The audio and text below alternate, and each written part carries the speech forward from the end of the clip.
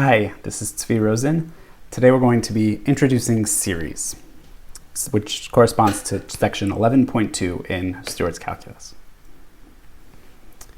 We'll start by answering the question, what is a series? Like a sequence, a series has a list of terms. Unlike a sequence, where you just have a list, the terms of a series are added all together.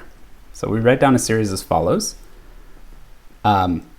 We have this sigma symbol, which means the sum. And then on the bottom, we say the starting point from n equals 1 to infinity of an. That equals a1 plus a2 plus a3 plus going off into infinity. And we read that as the sum from n equals 1 to infinity of an. If the indexing starts somewhere else, we start adding terms together from a different index.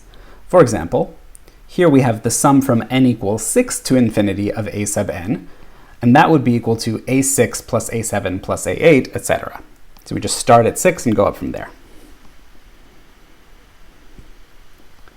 But how do we add infinitely many numbers together? Right? That doesn't really make sense. Adding is something you do with two numbers, and if you have three numbers, like you can add two of them, and then you add the next one. But an infinite collection is something we don't really know how to do. So we define a sequence of partial sums as follows. The nth partial sum, Sn, is equal to a1 plus a2, etc., up to an. Adding finitely many numbers is something we can do, right? Just add them one at a time, and eventually you'll finish. Then we can take the limit of the partial sums as n goes to infinity to determine the value of the series. So the Sn is a sequence which we can compute the limit of.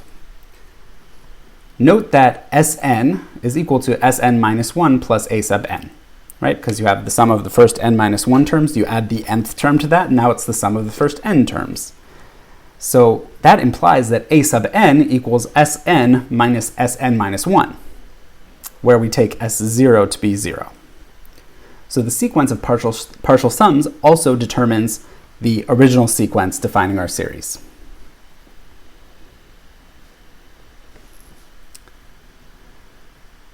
Now we'll talk about series convergence and divergence. Some series make more sense than others. If we were to take the sum from n equals 1 to infinity of n, then we would get 1 plus 2 plus 3 plus 4 plus 5 plus 6 going off into infinity. That is obviously just blowing up. There will be, it won't converge to any value, it's just going to get infinitely large. On the other hand, if we take the sum from n equals 1 to infinity of the nth digit of pi divided by 10 to the n minus 1, then what we'll get is 3 plus 0.1 plus 0.04, etc. And what you'll get eventually is pi. So one of these is well defined, it converges to a specific value. The other one diverges, gets infinitely large. It's not something we can get a handle on. If the sequence Sn, partial sums, converges to a limit, we say the series sum of an converges or is convergent. If not, we say the series sum of a sub n diverges or is divergent. Okay, but some caution is required. Just because a sequence an converges to a limit, this does not mean that the corresponding series, i.e. the sum of a sub n, also converges to a limit. In fact, in most of the examples where a sub n, the sequence, converges, the series sum of an diverges. Okay, some examples of that. A sub n equals arctangent of n. The sequence converges to pi over 2 as n goes to infinity. But the series diverges.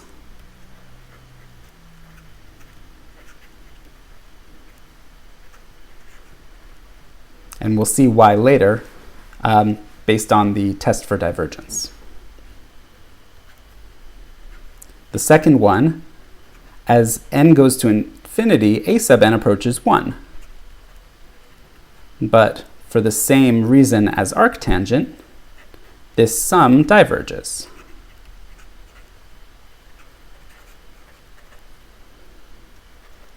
And This last sequence, a sub n approaches 0 as n approaches infinity.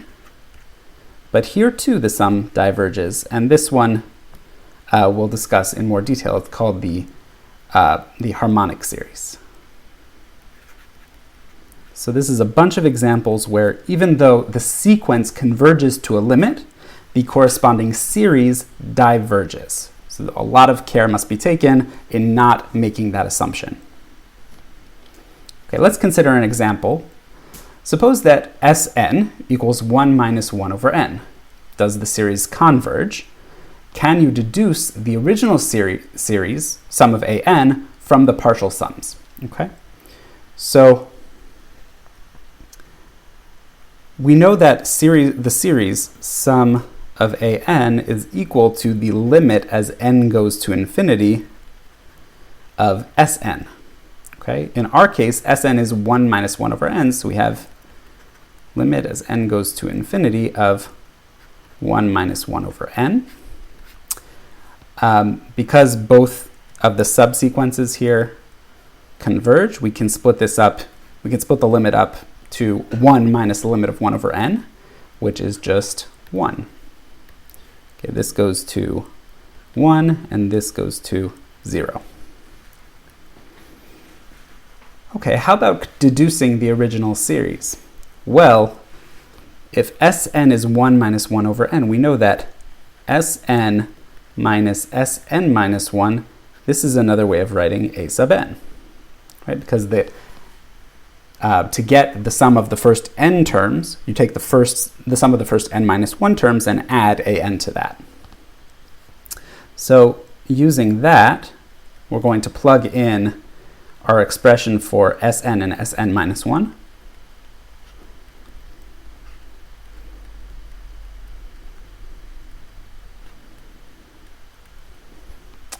So doing some cancellation, we get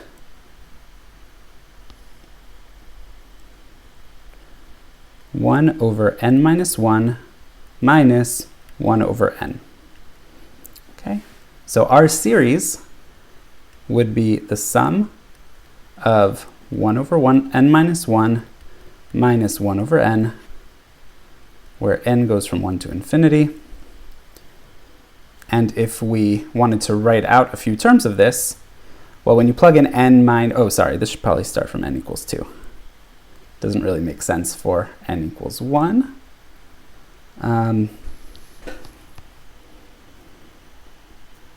Yeah, well, this definition, because we don't really have S0,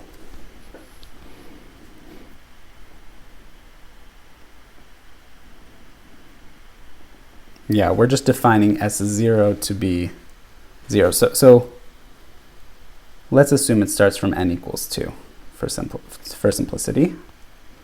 Then we're going to have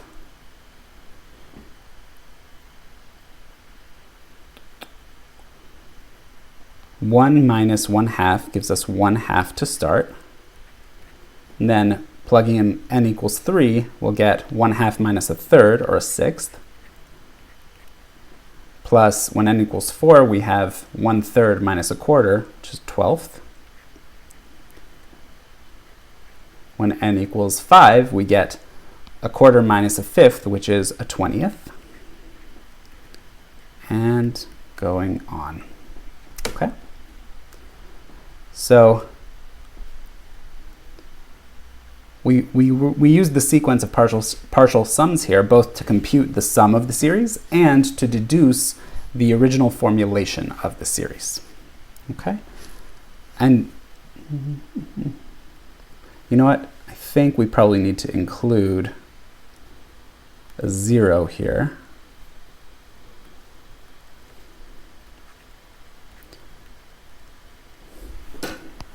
And then the S1 term is 0, while the S2 term is 1/2, and then the SNs are more consistent. So yeah, we're going to define in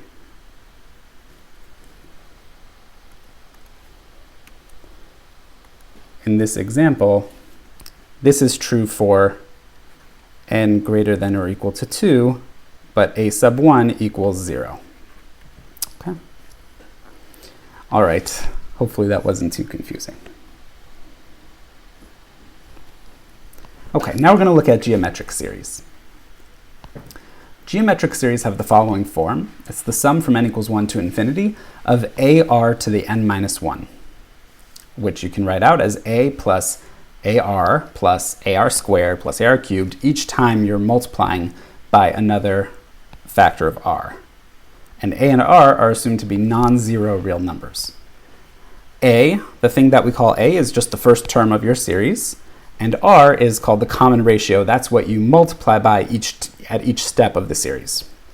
For example, if we look at 1 plus 2 plus 4 plus 8, etc., a equals 1, because that's the first term, and r equals 2. So you could write this as 1 times 2 to the n minus 1, where n goes from 1 to infinity. Okay. Similarly here, we have the first term, a equals 5. The common ratio, the thing you multiply by every time, well, to go from 5 to 5/7 to 5/49, you're multiplying by a seventh each time. Okay, so then the series corresponding to this will be the sum from n equals 1 to infinity of 5 times 1/7 to the n minus 1. Okay? So there's a formula for the value of a geometric partial sum. Okay, so if we just cut off the series at a certain point, we have a plus ar squared plus ar cubed, and then we stop at some power of r. Then that value of that Sn is a times 1 minus r to the n plus 1 divided by 1 minus r. And the way you can see this is if you multiply Sn by 1 minus r, well, this is Sn, and this is minus rsn. So this is Sn times 1 minus r. And you'll notice that you can cancel along columns. Okay, and all that you're left with is a minus ar to the n. Okay? And since Sn times 1 minus r equals a times 1 minus r to the n plus 1, sorry, this should be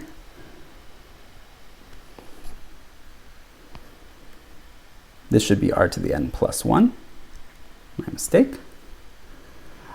This implies the formula since Sn times 1 minus r equals a times 1 minus r to the n plus 1. You just put this on the bottom and you get this equation. Okay. So that's for a partial geometric sum, but what is the value for the series? First of all, when does it converge? I know that 1 plus 2 plus 4 plus 8 certainly does not converge. So the limit of the sequence of partial sums, limit as n goes to infinity of Sn, is equal to limit as n goes to infinity of a times 1 minus r to the n plus 1 divided by 1 minus r. And just distributing that, you get a over 1 minus r, this is nice and convergent, minus the limit as n goes to infinity of ar to the n plus 1 divided by 1 minus r. So when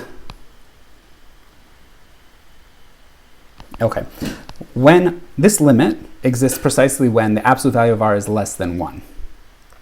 Okay, if r is strictly between minus 1 and 1. Okay, if r is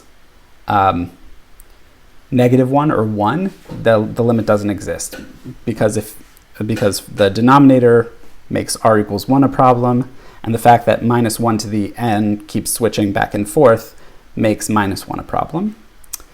In that case, the limit of the but if we are strictly between minus 1 and 1, the limit of the parenthetical expression is 0, and so the limit is just that first term, a over 1 minus r. If the absolute value of r is greater than or equal to 1, the limit does not exist, and the series diverges.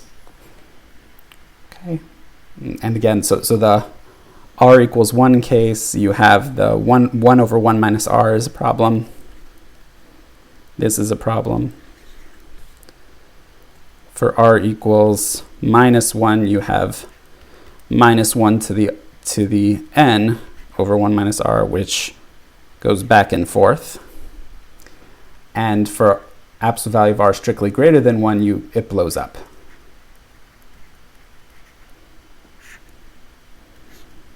Okay.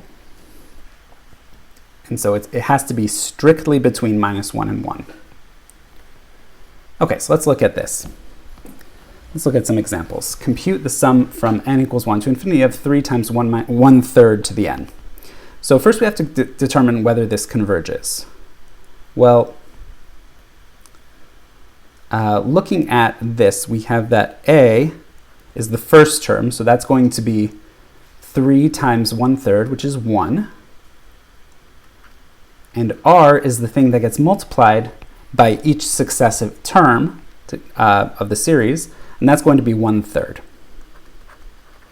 Okay, so 1/3 is strictly less than 1, is strictly between -1 and 1, so the series will converge. Okay, and the thing that it converges to is a over 1 minus r, which is 1 over 1 minus 1/3. Okay, that denominator is 2/3, which means it converges to 3/2. Okay. Now let's consider this next example. We have pi to the 2n minus 1 divided by e to the n plus 10, and we're summing from n equals 1 to infinity. Let's write out a few terms just to get a sense for what we're looking at. When n equals 1, the numerator is pi, and the denominator is e to the 11th.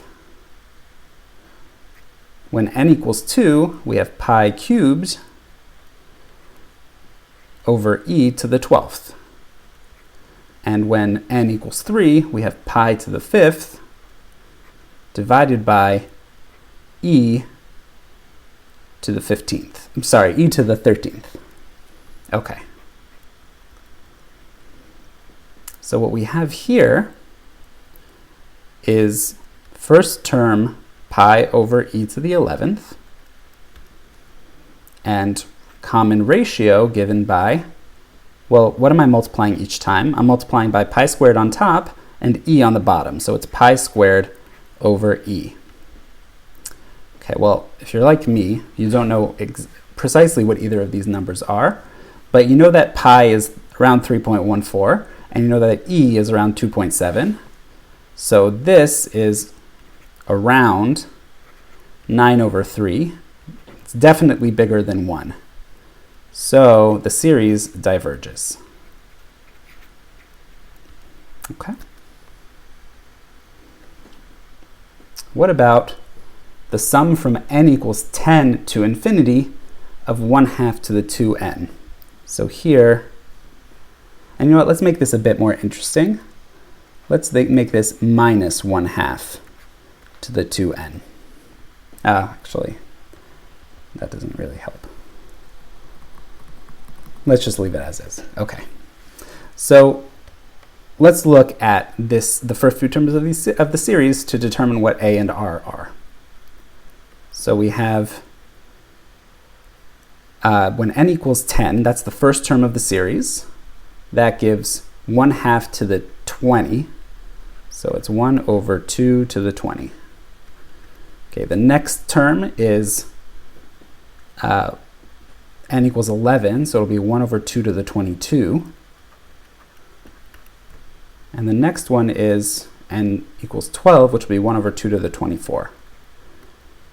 Okay, so I think we have a sense for this. We have a equals 1 over 2 to the 20, and r equals 1 over 2 squared, which is also called 1 over 4.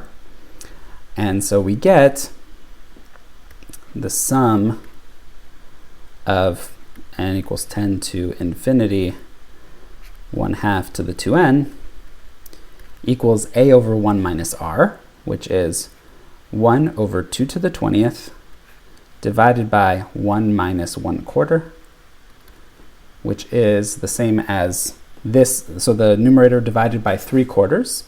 So you can flip it and multiply, and you'll get 4/3 times 1 over 2 to the 20th. Cancel a 4 and get 1 over 3 times 2 to the 18th.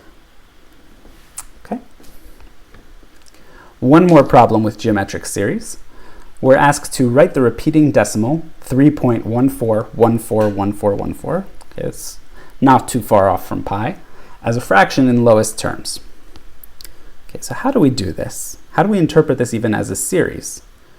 Well, this is equal to 3 plus 0.14 is just 14 over 100. And then the next 0.0014, that's 14 over 10,000.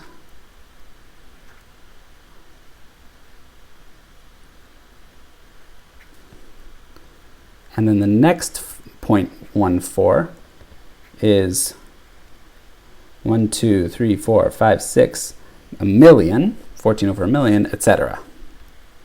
Okay, so what this is 3 plus the sum from n equals 1 to infinity of 14 over 100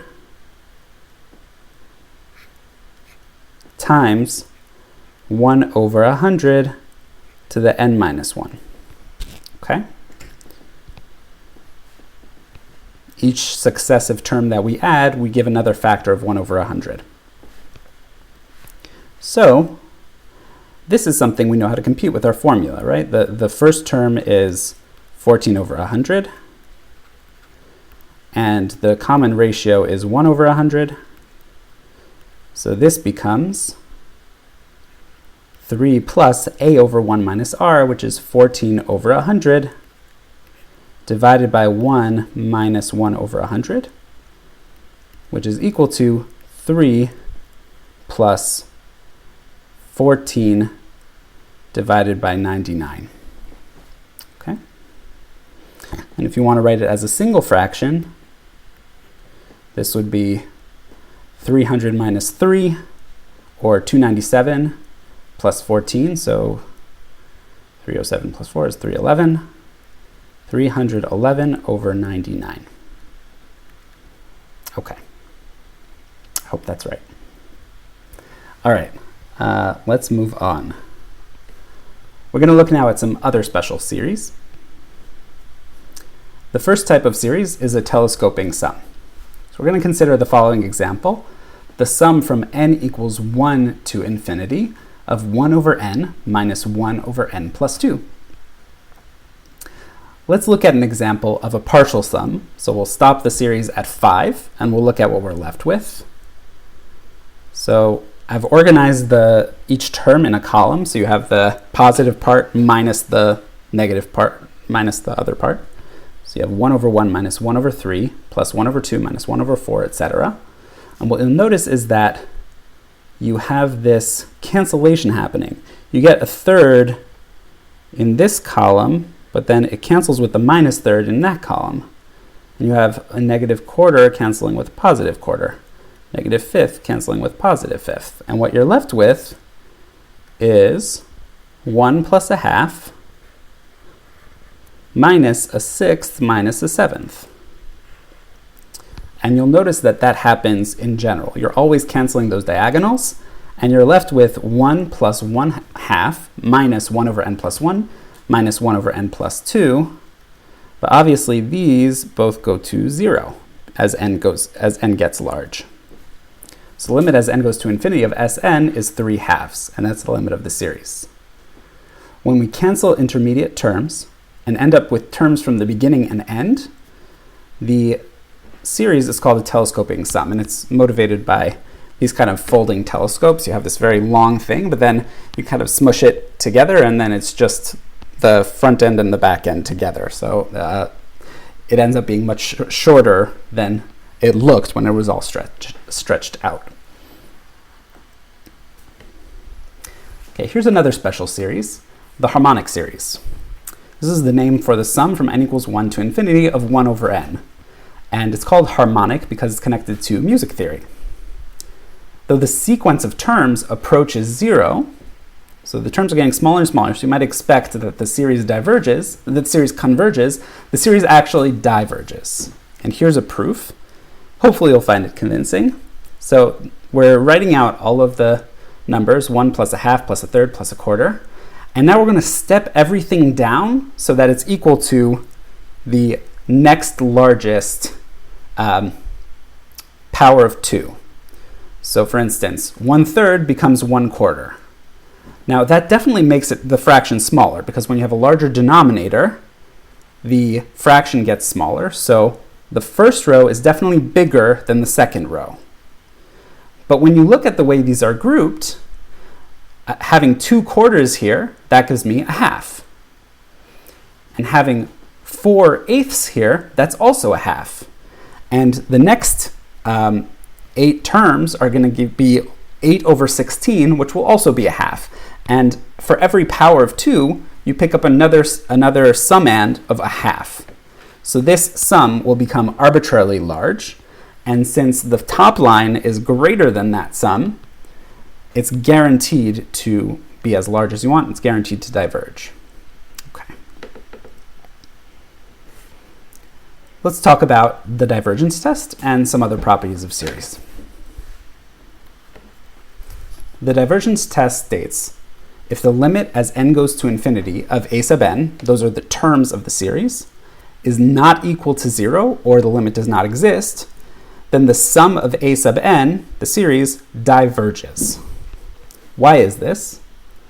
Well, if the limit of the partial sums is L, because the series converges, then for large n, Sn minus Sn minus 1, okay, the difference between two adjacent partial sums is approximately L minus L, since they're both close to the limit. Well, if both of them are close to L, then that difference is approaching 0. Since a sub n is equal to that difference, that means that the absolute value of those a sub n's have to approach 0.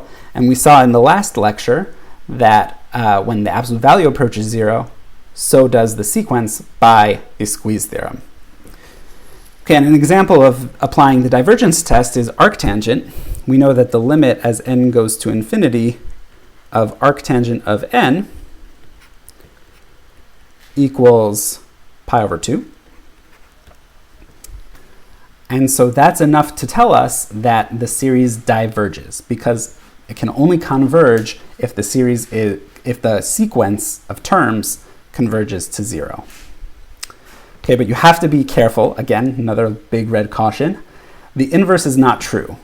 Okay, so just because the limit of the terms is 0, that doesn't mean that the series converges. It still can converge or diverge. And a good example of that is the harmonic series. When you take 1 over n, obviously 1 over n approaches 0, but the series diverges.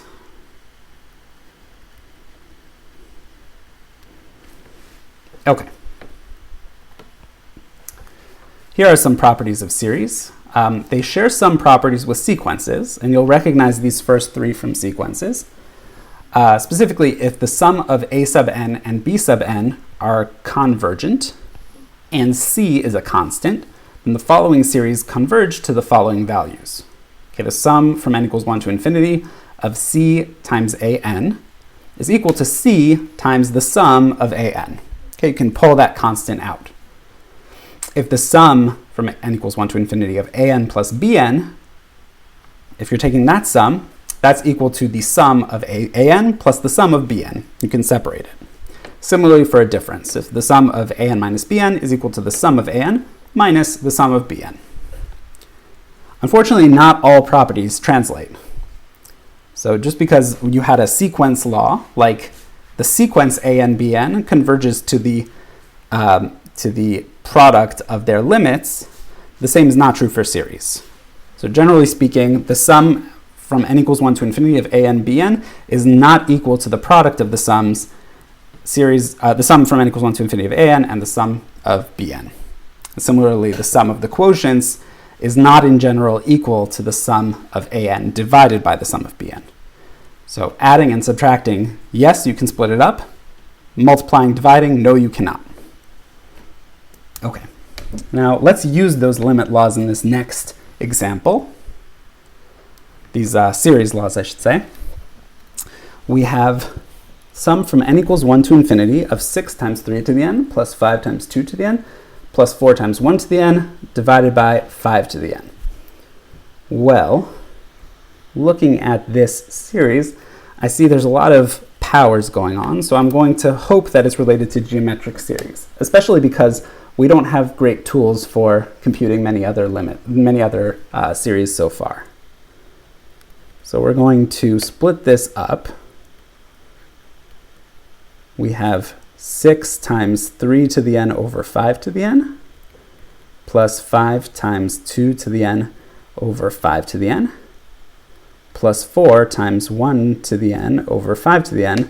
1 to the n is just 1, so we're going to leave that as is. This takes n equals 1 to infinity. Next up, we're going to apply, so this is parentheses right now, we're going to apply the limit laws. We're going to split up the sums, split up the summands of each term of the sequence and compute separate series. So we have